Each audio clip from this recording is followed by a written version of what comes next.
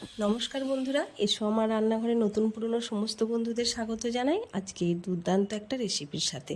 বর্ষা তো পড়েছে, আর এই বর্ষায় খিচুড়ি হবে না সেটা তো হতেই পারে না। তাই বর্ষাকালীন বিভিন্ন রকমের সবজি দিয়ে আমি বানাবো আজকে দুর্দান্ত স্বাদের একটি খিচুড়ি। চলো তাহলে আজ তৈরি করছি যখন ভাবলাম তোমাদের সাথে রেসিপিটা শেয়ার করা যাক। দেখো, গ্যাসের মধ্যে প্রথমেই বসিয়ে নিয়েছি একটা কড়াই, এর মধ্যে দিয়ে দিলাম অল্প একটু সর্ষের তেল। এর মধ্যে এখন আমি 4টে ডিম ভেঙে দিয়ে দিলাম। এখন ডিমটা খুব ভালো করে ভুজিয়ার মতো তৈরি করে নিতে হবে, কিন্তু এখন লবণ দেব না, শুধুমাত্র নেড়েচেড়ে একটু ভুজিয়ার মতন ঝুরঝুরে তৈরি করে নেব। দুর্দান্ত হয় এই খিচুড়ি, একবার এরকমভাবে বানিয়ে খেয়ে দেখো। সমস্ত রকম সবজি দিয়ে ডিম দিয়ে এই খিচুড়ি কিন্তু বাড়ির সকলেই খুব পছন্দ করবে, ছোট থেকে বড় সবার খুব ভালো লাগবে। অবশ্যই করে কিন্তু রেসিপিটা শেষ পর্যন্ত দেখবে। ভালো লাগলে তোমরা অবশ্যই আমার চ্যানেলটা সাবস্ক্রাইব করে আমার পাশে থাকবে, লাইক কমেন্ট শেয়ার করবে। এখন দেখো, এর মধ্যে আমি অল্প একটু দিয়ে দিলাম লবণ। এখন ভালো করে আরও একটু নেড়েচেড়ে ভেজে নেব। একটু ভালো করে ভাজতে হবে। দেখছো এখন ভাজা হয়ে গেছে। এখন আমি ডিমটা তুলে রাখবো। এখন কড়াইয়ের মধ্যে দিয়ে দিলাম আরও একটু অল্প করে সাদা তেল। এর মধ্যে আস্তে আস্তে আমি সমস্ত যে কিছু সবজি নিয়েছিলাম সব দিয়ে দিলাম। আমি এখানে নিয়েছি ক্যাপসিকাম, গাজর, বটবটি, আলু।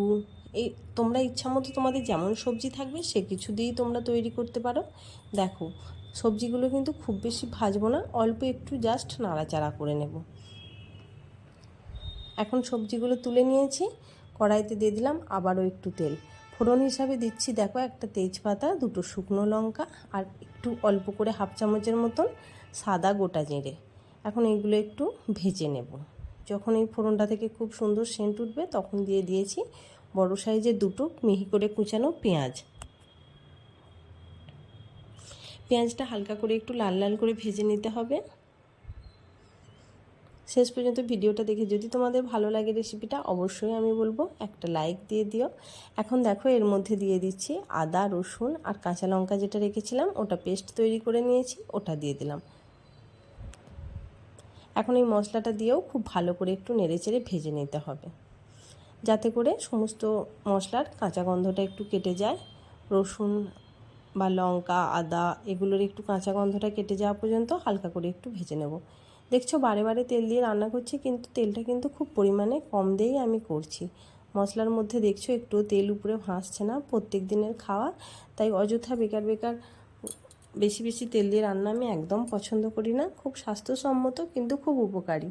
দেখো এখন এর মধ্যে দিয়ে দিচ্ছি বড় চামচের 1 চামচ জিরে গুঁড়ো। এখন জিরে গুঁড়োটাও দেওয়ার পর